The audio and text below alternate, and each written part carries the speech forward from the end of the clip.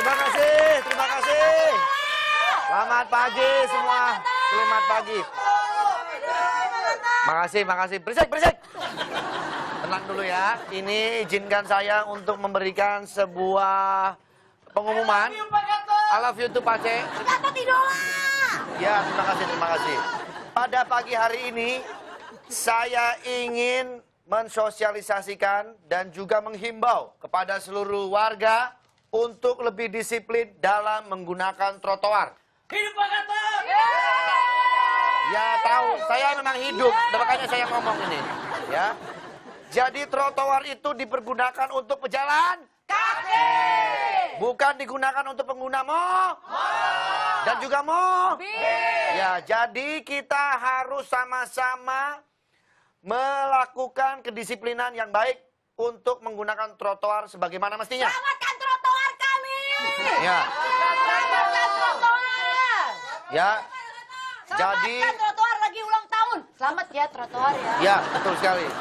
Untuk itu pada pagi hari ini saya sudah mengundang salah satu rekan saya, orang yang sangat peduli sekali terhadap penggunaan trotoar dengan baik. Selamat datang kepada yang terhormat Mas Alfred. Iya. Ya, terima kasih Pak Gatot. Silakan Mas Alfred, mungkin bisa membantu saya untuk mensosialisasikan gerakan ini. Selamatkan trotoar kami. Ya, oke. Cukup ya. Cukup. Kita kasih kesempatan kepada Pak Alfred. Silakan Ya. Pak Alfred. Ya, terima kasih Pak Gatot dan Bu Sama-sama. Gatot. Ya. Ya. Saya ngomong Saya takut ini bukan. Ini warga. Ini warga juga. Saya masih single. Oh, berarti Bapak Gatot ya, gagal total. Iya, betul sekali. Gatot ini warganya cuma dua. Cuma dua ya. Ya, dua.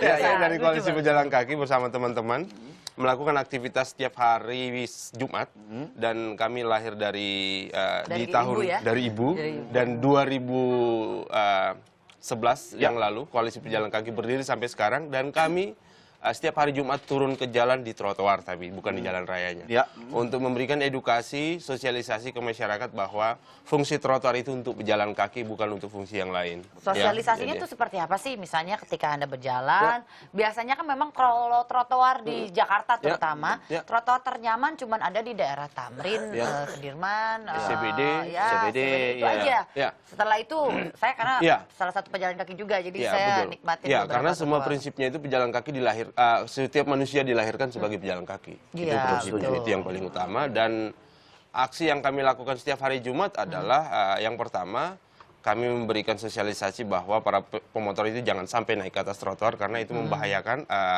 pejalan kaki ya. Dan juga kalau boleh tahu teman-teman semuanya bahwa di Indonesia itu 18 pejalan kaki meninggal dunia setiap hari.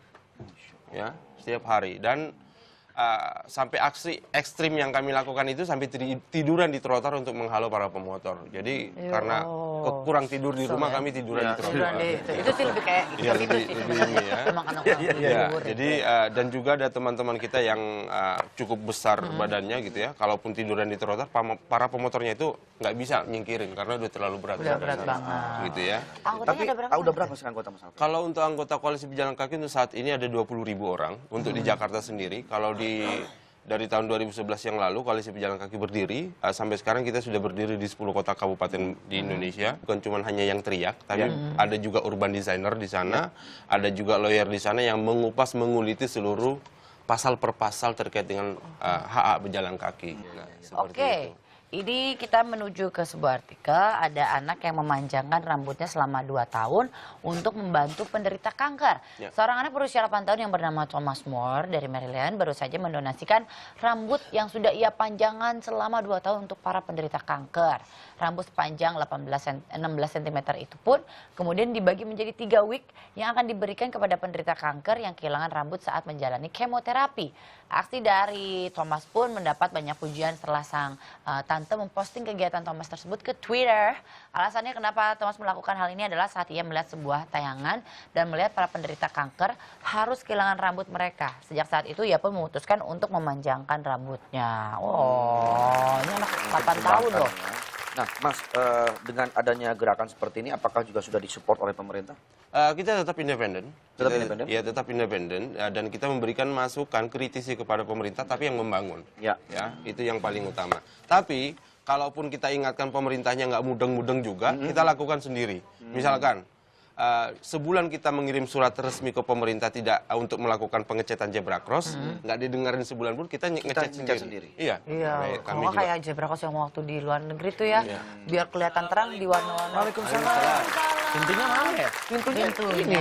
Oh, itu ya. Tadi lewat basement ya. Ini Lewat basement saya ya. ada nawarin jasa nih. Jasa apa, Daftar Pak? nama anak tuh. Bisa, ini bagus ya daftar Betulan nama ini. anaknya. Baru punya anak kan? Baru ngelahirin ya?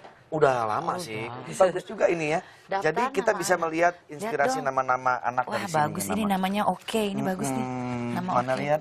Ini saya paling suka nih. Taulani, ini keren banget namanya. Ada Pak, pasaran namanya. Enggak Taulaninya aja. Taulaninya aja. Luar biasa. Ini Bapak hebat juga nih. Ini punya usaha Karena buku nama. saya suka nama-nama anak. Contoh nama yang bagus adalah saya. Rizky, yang berarti memberikan rezeki. Betul dong? luar biasa. Bagus. Beda sama Taulani. Taulani itu singkatan dari tauladan. Salah. Dari siapa? Taulani itu adalah anak band yang gagal lalu menjadi komedian. Tapi berhasil. Tapi berhasil juga. Bagus tuh. Yang penting gagal dulu baru berhasil daripada berhasil dulu baru gagal. Iya. Esti juga bagus namanya. Esti Purwacakakak. Purwadinata. Oh, Purwadinata. Jadi Hesti itu memang ada sejarah dari namanya. Jadi Hesti itu diberikan oleh mama saya, namanya Ibu Yani. Dan almarhum papa saya, Pak Hartasa Purwadinata. Iya. Dia memberi nama saya, udah deh, ini anak yang ketiga, kasih nama Hesti aja. Udah situ. Saya pikir ada apa aja, itu doang biasa banget ya. Ini ada Ngomong apa kita ini? berikan nama untuk bayi wanita ini dapat untung 31 miliar rupiah. Bagaimana bisa? Di usia yang baru 18 tahun, seorang gadis yang bernama Bill Joseph sudah bisa menghasilkan uang puluhan miliar hanya dengan memberikan nama Western untuk penduduk Cina. Lewat sebuah situs yang ia buat yang bernama Special Name, ia membantu para orang tua untuk mencari nama dalam bahasa barat. Sampai saat ini, ia sudah berhasil memberikan nama untuk sekitar 232.000 anak di Cina. Ide ini datang saat ia sedang berkunjung ke Cina dan dimintai untuk menamai seorang anak dari penduduk lokal dengan nama yang barat gitu. Akhirnya dia buat aplikasi ini kali ya. Tapi mohon maaf nih, Parah. kebetulan di sini nggak ada yang mesen jadi. Iya, tapi ini bagus sih sebenarnya idenya ya, Ki. Cuman kita nggak terima buku Iya, kosong nggak gitu. terima buku kosong. Ya udah lain kali kalau ada Iya, apa-apa, diusahakan. telepon. Iya. Ada gitu. Oke, saya permisi ya. Iya, iya, dia Assalamualaikum. jalan ya. Iya, Ya, pasti loh. Iya, ada aja ya, jualan kono. Jualan. Assalamualaikum. Pergi yuk. Cabut. Baru juga Ini pasti The Explorer ya? Apa? Kagak, ini mau nganterin surat. Ini nggak apa-apa kalau surat. Dari siapa itu? Buat Pak Gatot dari siapa? Dari istri ya Pak Gatot. Dari istri saya. Iya. Udah punya istri kan, tadi ngaku single. Enggak, Kamu masih bilangin nih, single. gelap. Pak Gatot masih single ini. Siapa?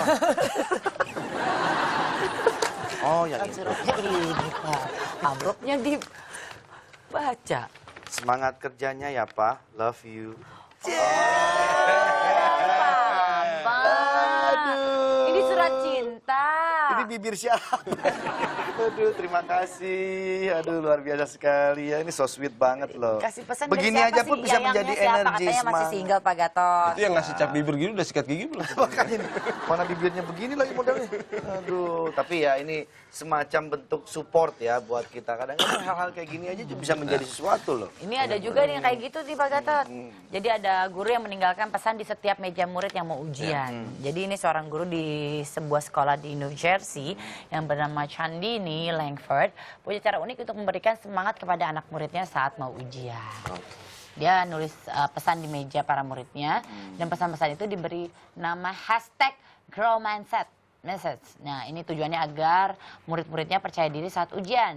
Jadi para murid akan menerima pesan-pesan ini pun sangat senang dan sepertinya cara ini berhasil mengurangi rasa gugup mereka. Hal kecil seperti ini justru luar biasa. Ya. Mau kemana kamu? Tar dulu, mau buru-buru, aduh lupa tadi kan. Ini belum selesai kita urusan ini. Itu gigi anak aku yang bawah tanggal. Terus? Copot. Kan harus buru-buru dibuang ke atas, ke genteng. Kalau yang di atas, ini. Jangan dibuang di trotoar tapi ya. Enggak ya. Sebentar ya. Aduh, Ya. ini gigi. Ya udah, Mas Alfred sekali lagi terima Ya, kasih. terima kasih. Gerakan Baik. ini kita support. Ya, Pak Mudah-mudahan bisa mendapatkan hasil yang baik Amin. dan masyarakat sadar akan pentingnya trotoar. Selamatkan pejalan kaki. Selamatkan pejalan kaki. Oke, kita balik lagi nanti setelah itu tetap di pagi-pagi. Semangat!